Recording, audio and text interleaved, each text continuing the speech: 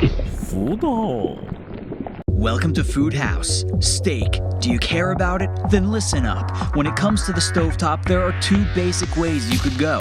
Get a handle on these and you can fast cook a slab of meat just as well as any restaurant out there. As always, from these basic Food House ideas, the possibilities are endless. One approach is sear, finish in a hot oven. That's the most common way to go, and it's a great one. We'll talk more about that another time. For now, let's flip the script on that steak by starting it in the oven and finishing it with a sear. This technique is one you should have in your back pocket. It makes beautiful, sexy steaks. Let's do it. Let's make the best steak of your life. I always cook my steaks with a salt and pepper crust. More salt than you think you need, and a healthy dose of pepper. Put it on a rack and into a preheated 275-degree oven it goes.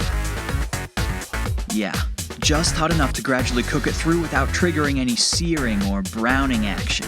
I'm looking to pull it out of the oven when the internal temperature is 125. A thick piece like this will take about 45 minutes to an hour. You can fly blind, but I like to use a probe thermometer. There. And now, I let it rest.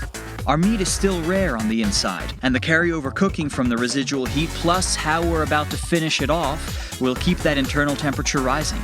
At the end of the day, we're looking to just touch 135. After about 15 minutes of resting, I give it a hard sear in a hot cast iron pan, maybe 1 minute aside.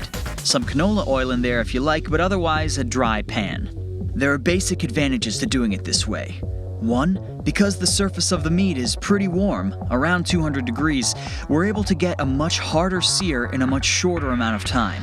Number two, the time in the oven has made the surface generally drier overall.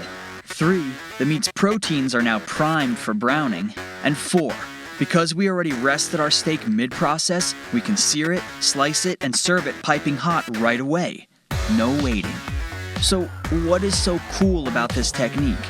Well, you see, when you cook a steak with the traditional sear oven technique, you usually, not always, but usually get a bullseye effect like this.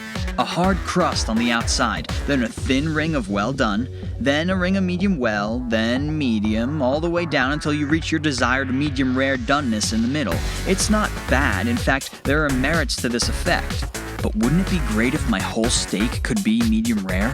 That's what our bizarre technique here achieves. We get a very thin layer of charred crust on either side, and the entire steak, edge to edge, is that uniform medium rare.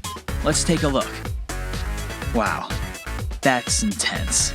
So flip the script on the high heat sear oven technique. Cook it low and slow to temp and finish it with a more incredible sear than you've ever gotten before.